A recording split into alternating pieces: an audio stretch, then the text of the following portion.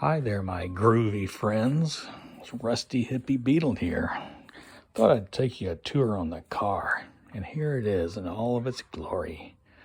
One 1969 Volkswagen Beetle. It's got lots of patina rust on it because I left it outside too long. And it stayed too long on my parents' carport. This is the inside.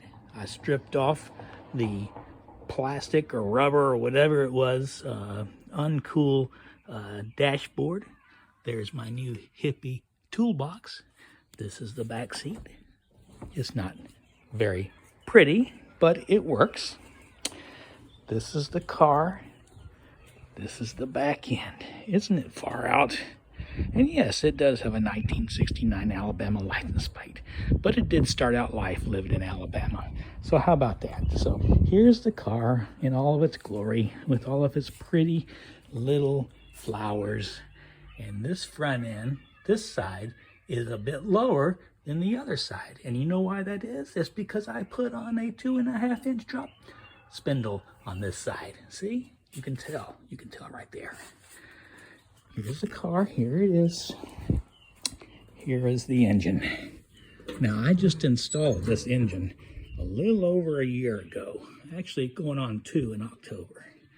This is a 1971 1600 cc dual port head. Now, when I say dual port head, these have 2 holes going into the head, which means it gets a lot more gas and a lot more air when it needs to run. And that's a brand new carburetor. Carburetor gives it fuel and air. Isn't that great? That's just groovy.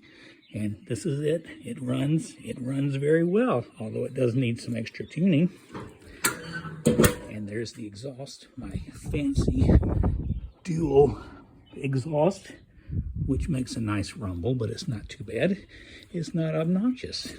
So a little story about this car is my father and I bought this car in about November of 1981 from a friend of mine named Brian. It had a dead engine, so we drug that baby home, and I proceeded, and I took out that dead engine, and I found out something disturbing. It had seized a bearing, and you know what that means? That means that it tears things up on the inside. So we had to buy a brand new case, and in those days, in 1981, you could go into a magazine and you could order one for $100. Now they're about 6 or 7 or 8 or 900 now, but it was for $100. So I did.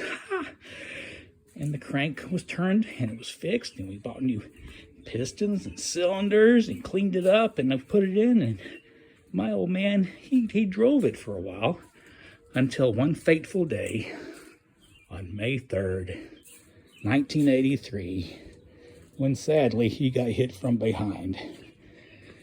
And we patched it, but we did patch it. I took it apart and he welded on new parts and we fixed it, but he never drove it again. So, and coincidentally, May 3rd, 1983 was also the same day that we put down our beloved, precious hippie dog, Seymour Smith. He was 15 years old. And we did that too on the same day. It was rainy, it was nasty, and my Beetle got wrecked. So anyway, here it is. Now I want to tell you, I'm probably going to make a video here sometime in the near, very groovy future where I'm going to show you me installing the drop spindle on this side, because I've got a brand new one right here. It has 2 spindles. The other one is right here in a plastic bag. Now you might say, well, Rusty, that's not going to do much for the looks of the car, but it is. It's going to make it a much cooler looking car. It will, and that's it. And this is installation. While it is not brain science, I found out that I should probably take up a cooking channel instead of a car fixing channel, but we're going to put it on anyway. And it may be more of a, not so much a how-to, but more of a, this is me stumbling through fixing this car. So anyway, that's it. The next step after that is to get the poor thing licensed so I can drive it around and just have a lot of fun. So I hope you like my car. I hope you like my story, and look for future videos, okay? Thank you much, and God bless. Bye.